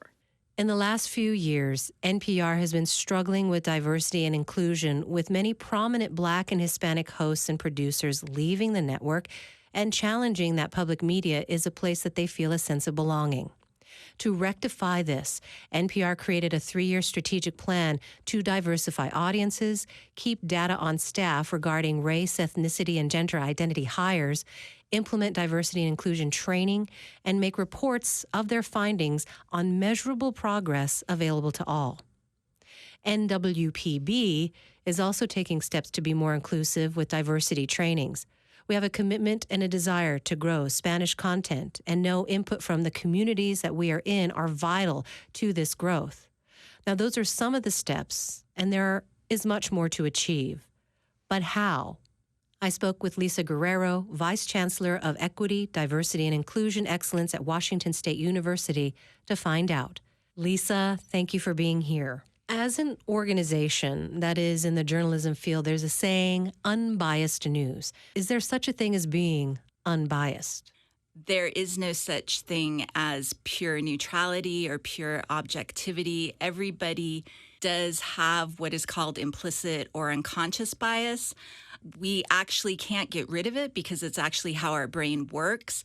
Unfortunately, some of the types of implicit biases that we have translate into behaviors that will marginalize other people. And so we can begin to minimize the impact of our implicit biases by educating ourselves. There are a lot of different resources available to us, from books to videos. I would highly recommend the TEDx video by Vernee Myers, who is an expert in unconscious bias. There's plenty of ways that we can educate ourselves about how unconscious bias works, but also to sort of begin to take note of where we see ourselves leaning into certain biases and associations around particular groups. It's harder to acknowledge because we fill in gaps for ourselves, and we're actually good at justifying why we pick certain things or have associations around certain groups over others. But if we really sit and examine where we came to create those associations, we'll start to uncover the both direct and indirect messages that we've gotten basically since we were very young from all sorts of institutions. And you can start to notice it not just amongst yourself, but to your point, Sueann, in media, in popular culture, in things like advertising, and then, of course, in education. How can this organization tell stories that are well-rounded, or is there another way to have those stories told? It's a good question. I mean, I think people should be given the opportunity to tell their own stories. But I also think that we do have institutions, the media being one of the largest, or at least having the largest influence over us. So it is important for those institutions to rethink how they do present stories and how they offer opportunities for people to tell their own stories. I have a quote from James Baldwin that I love. He's actually one of my heroes, and actually one of his work is responsible for where I'm sitting here today. He doesn't know that. But he says that you think your pain and your heartbreak are unprecedented in the history of the world, but then you read. It was books that taught me that the things that tormented me most were the very things that connected me with all the people who were alive, who had ever been alive. The impact of storytelling is it makes people understand what connects us and why it is important to try to create the conditions where everyone's story is valuable. So the Public Broadcasting Act of 67 says that this service, public media, needs to address the needs of unserved and underserved audiences, particularly children and minorities. What are your thoughts on the words underserved and minorities? Terms like underserved or underrepresented make it sound like it's some phenomena that we don't know why it happened, when in fact, all structures of inequality and marginalization are very deliberate. They were built. So that would be one of my first suggestions, is to be very deliberate about language. Whereas if you use the language minoritized populations or minoritized communities, what that does is it's deliberate about highlighting that this was a deliberate structural action. So language would be the first thing. Minority is my pet peeve. Lisa, how can leadership at an organization improve their diversity and inclusion? Or is this a pet peeve saying too? It isn't a pet peeve if people go further beyond thinking we just want to improve diversity. It's important for people in the media to think about the difference between inclusion and belonging. Most people stop at thinking we're going to be inclusive. This space is open for all people.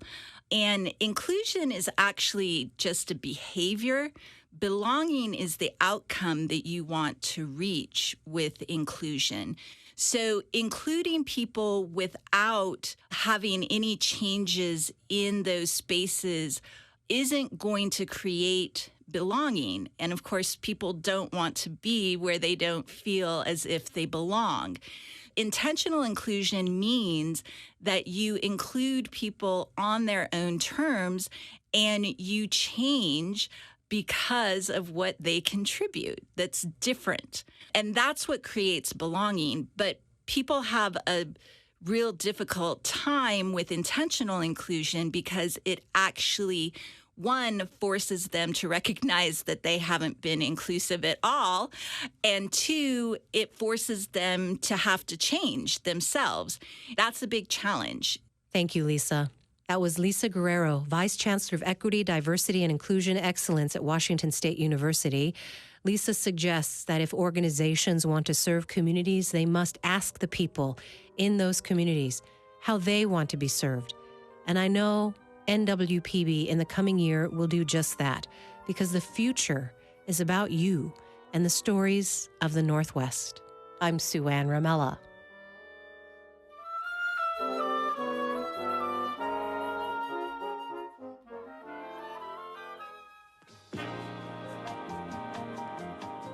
Hey, it's Ash again.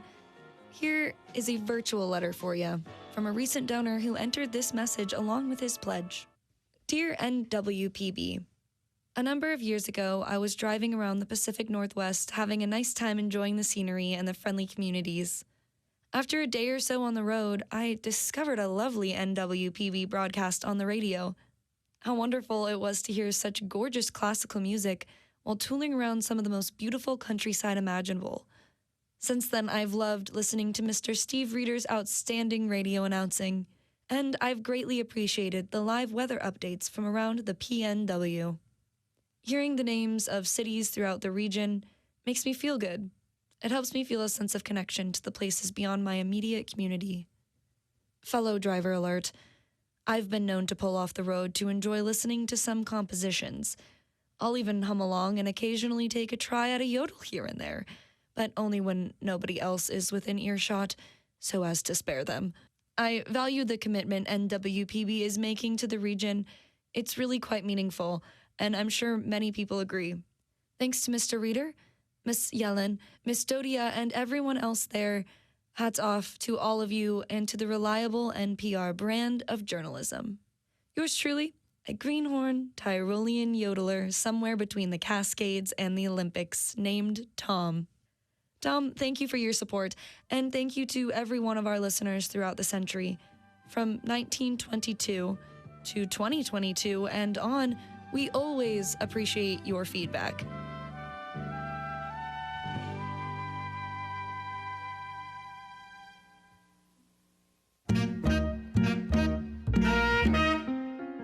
Thank you for joining us here at NWPB for the Centennial Special. During the last hour, you've heard everything from how this service got started in a basement with random parts and a lot of ingenuity to its growth and development with the creation of NPR and PBS.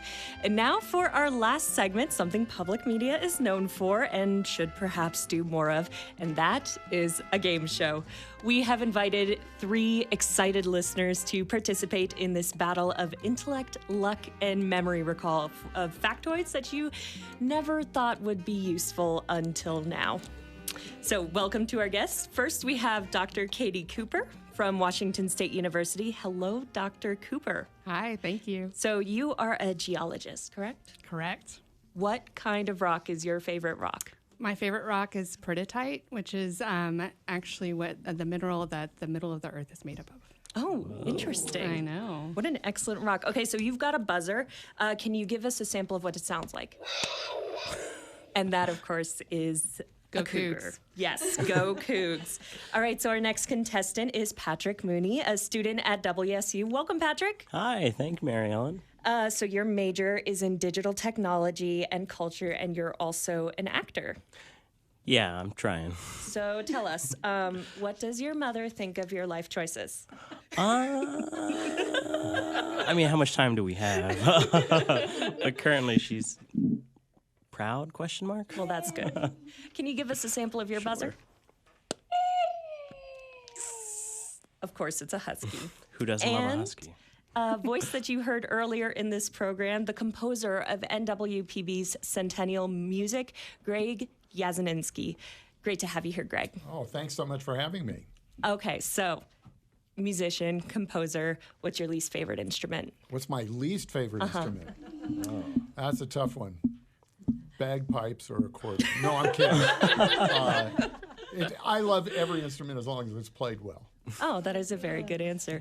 And can you give us a sample of your buzzer? There you go. The tech world is very familiar with that sound. Yeah, it's ironic because I never, ever use a Windows computer. Also, did I do this correctly? We're not supposed to touch the red button. Yes, just the big black one on the top. Apparently that will start the self-destruct sequence Yes. and the entire Yes. studio will go up in flames. We will have 5 minutes to get out. I'll be careful. Okay. So the way the rules work is this is a quiz show, of course. You must wait until all answer options are read so that our listeners at home, of course, have a chance to play along. Each correct answer will be worth 1 point. If you get the answer wrong, we will go to the next contestant that buzzed in for one last shot at answering the question. The contestant with the most points at the end will win a bundle of old CDs and DVDs that we found in a storage closet, and a Ben Franklin poster that's been Mod Podged with a bunch of kittens from a 2019 calendar. It is very cool. You can see it right Benjamin here. Kitten. Yes. I hope you'll enjoy this lovely picture, and I hope that you have a DVD player, because you might not have one at this point. All right, so our first question. Sometimes our station does go off the air. Which of the following are reasons for an outage? A, a cow kicked a transmitter over.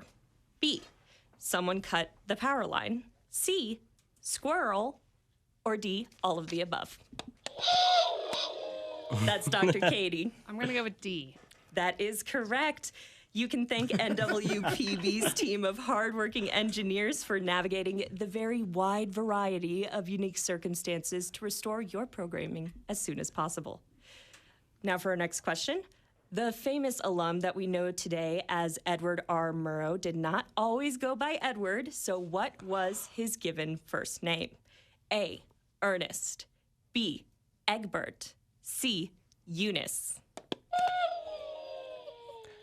It was B, Egbert. Yes, Patrick, that is correct. You get a point. Egbert Roscoe Murrow. He adopted the nickname Ed in high school and officially changed his name to Edward while attending Washington State College. And I think that was a good thing because Egbert does not have the same ring to it. The first transmitter used by KFAE was built in the basement of the Mechanics Arts Building, which would later be named Murrow Hall. Besides housing a radio station, this building has served many other purposes. Which of the following is one of them? A, animal husbandry demonstrations. B, Sigma News fraternity. Or C, a cadaver lab. I think we're going to give that one to Greg. He clicked first. I think it was a... let's try the animal husbandry. That is correct, Greg. You've earned yourself a point. Thank you. So this building also housed large rooms where students could observe live veterinary clinics until 1964, and then it was converted into the Communications College. Wow. For our next question, this beloved woman is known as the First Lady of Cooking and had a PBS show that aired from 1996 to 1999. Who was she? A. I know. I'll wait. Well, the options are A, Anthony Bourdain, B, Julia Child, or C, Martha Stewart. We're going to go to Katie first. I followed the rules that time. Julia Child. Of course it was Julia Child. Big Not fan. Anthony Bourdain. No. She was the First Lady of Cooking, and she was known for making French cuisine accessible to American audiences. Terry Gross, Bob Boylan, and Robert Siegel are all NPR personalities who have been on what American sitcom? A, The Simpsons, B, Breaking Bad, or C, Law & Order SVU? Is that too soon? That's a hard one. We're going to go with Patrick on that one. I feel like it's The Simpsons. A. It's got to be, because those other two are not sitcoms. No. Yes. Patrick, you do get a point for that. So, at last check, Katie has 2 points. Patrick has 2 points as well. And Greg, you're sitting at 1 point, but there's a lot of time for you to catch up. Don't worry. The game's rigged. The game is rigged. Northwest Public Broadcasting has one podcast right now. Is it A, Death, Sex, and Money, B, This American Life, or C, Traverse Talks? Greg? I think it was Greg. I think it was. Yes. My goodness. Is it Traverse Talks? Of course. Traverse Talks with Sueann Ramella. There you go. You can listen to it at nwpb.org or stream it online through Apple Podcasts and Spotify. So that's your shameless plug for tonight. Go Sueann. Go Sueann, yes. So this next question, it's about something public radio is also known for. That is fund drives, of course. How much money was raised during the first fund drive for NWPB? A, negative $1,100. B, $11,000. Or C, $111,000. Patrick. I'm going to guess B. That is correct. Oh. In 1977, the first fund drive raised $11,000 thanks to the support of listeners like you. And you can contribute right now at nwpb.org. In what year were women permitted to do announcing other than singing and homemaker shows? A, 1924, B, 1944, or C, 1964? Patrick. 44 sounds, hopefully right. B? Patrick, that is correct. Oh, that's sad. It is so sad. My God. That is sad. Due to the rapid turnover of the male personnel during wartime, KWSC management finally allowed women on air on the announcing staff out of necessity. But hey, better late than never. Or pregnant.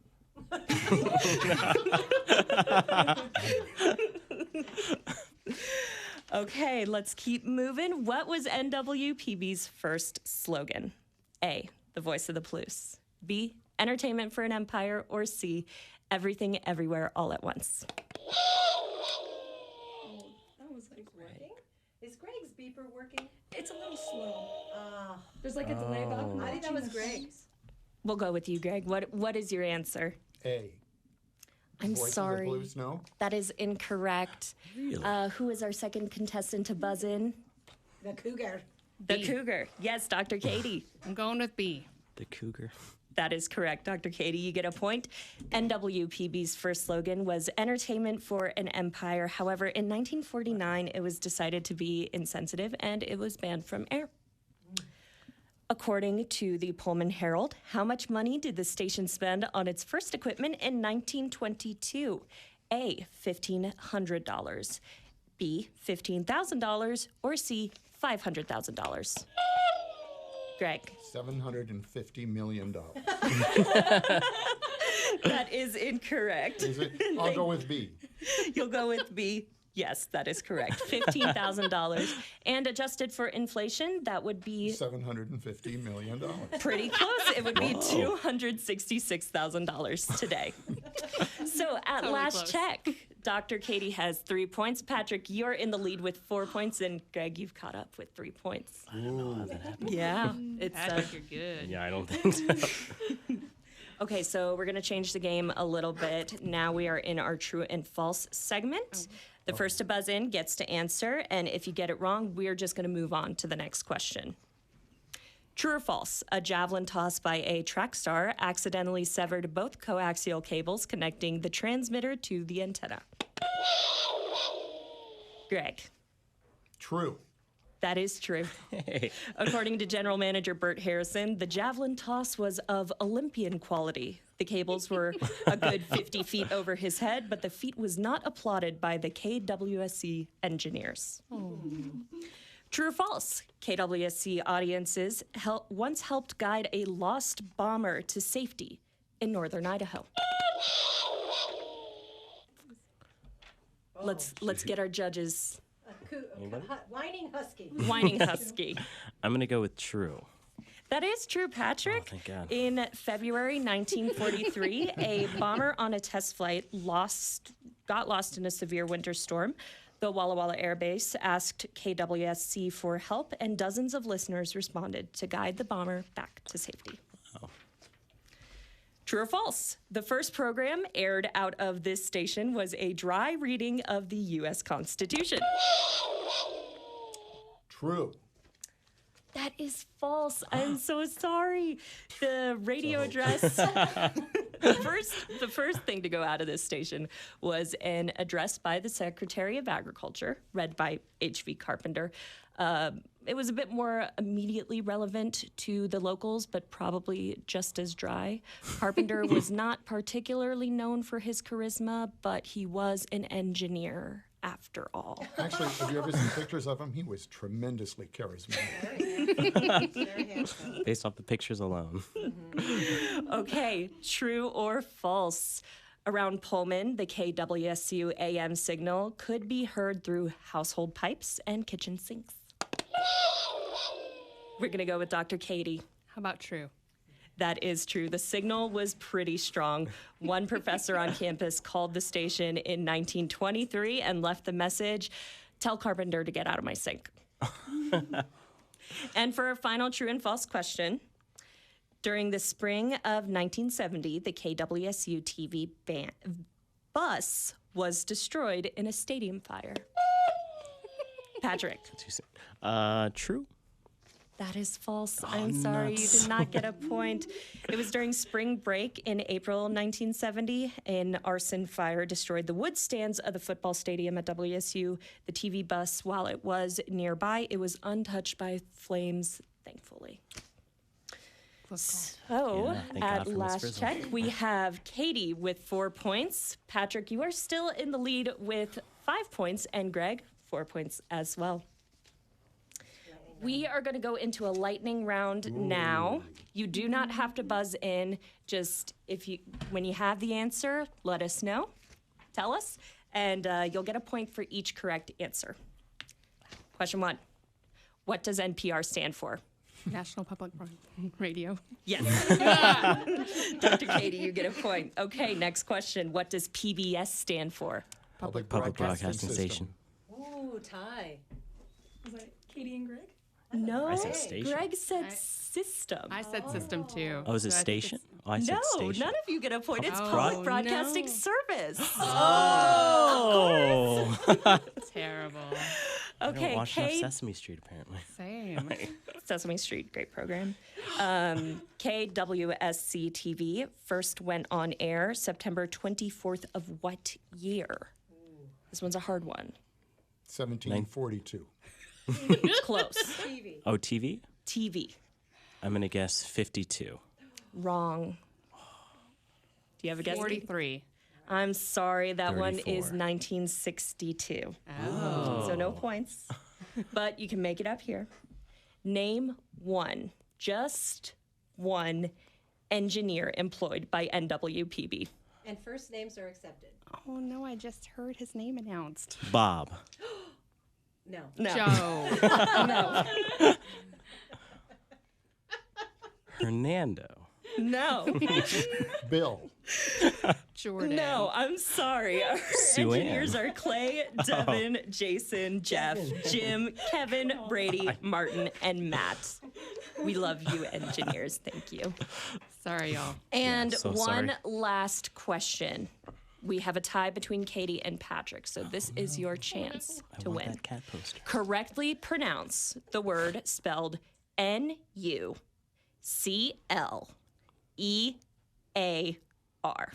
Nuclear. Yes, Katie, it is nuclear.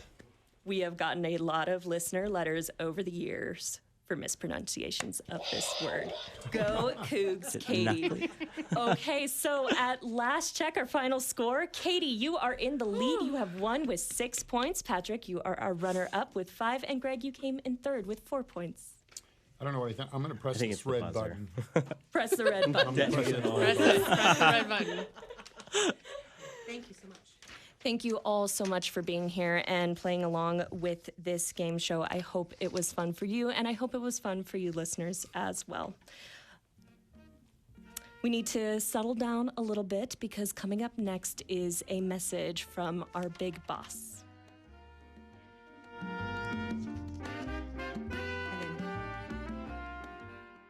Hi, I'm Cara Williams-Fry, General Manager of Northwest Public Broadcasting. It is my honor to lead NWPB toward our next 100 years. But let me tell you, it's been such a pleasure to listen to today's centennial show. I've learned so much more about our station's history. I moved to the Pacific Northwest 10 months ago, and I've had the pleasure of speaking, meeting, and working with everyone on our staff. I've met many members and donors across the state. And side note, I am so impressed by the beautiful, diverse, and stunning terrains across Washington. I've met many passionate people, and I've learned that honesty, integrity, and education are all very important to you. And I want you to know that those are very important attributes to me as well. I am a public media nerd, and I have been my entire adult life. Public media strives to make the world a better place and to represent and connect our communities. I want NWPB to be your go-to community asset with quality factual news, music, stories of the people of the Northwest, whether that's about history, arts and culture, agriculture, families, communities, you name it. We want to be there for you. In 2023, we will begin with a series of listening sessions across our region so that we can continue to learn from you about what's important to you, your neighbor, your community, and our region.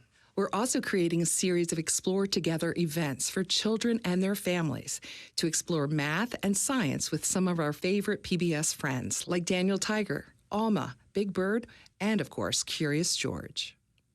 We will work to make NWPB a digital-first station that meets our audiences where they are with quality content that they want and delivered on the platforms that they choose. My career is and continues to be focused on the audience, you, because you are at the center of everything that I do. You're the reason that I'm excited to create more regional content, to grow our staff, to make community engagement a staple of our interactions by listening and then implementing new programs to better serve you. But today is also a moment for thanks. To thank the staff members, volunteers, and donors over the past century who made this celebration possible. It was their creative work and their sense of mission that has made NWPB a valued community asset. We should, each of us, be proud to stand on the shoulders of those who came before us. Thank you for helping us to achieve 100 years of broadcasting, and thank you for helping us to dream and envision the next 100 years of service to our communities. That was General Manager Cara Williams-Fry. A lot has happened in the past century. A lot of stories, a lot of technology, and a lot of voices have circulated over these airwaves. Through it all, there's been one thing that has always remained. You, the listener. You are the most important part of our story, and you are the reason we tell it. So here's to another 100 years and the bright future ahead. As long as you, dear listener, continue to tell your stories, we will continue to listen. Thank you. Hello, everybody. I'm Emina Ralston. I'm from Tri-Cities. I brought lots of love from Turkey. I'm Mark Johnson, and I live in Mount Vernon, Washington. This is Jenny Butler from Dayton. I think we'd be less rich as a society if we didn't have public broadcasting. Hi, Governor Jay Inslee here, and with a big congratulations to Northwest Public Broadcasting on 100 years of exemplary service. This is Ann Chaikin. This is C.A. Hurst from Kennewick, Washington. Hey, this is Titus. Hi, I'm Bo. This is Ariel Ryder in Bellingham, Washington.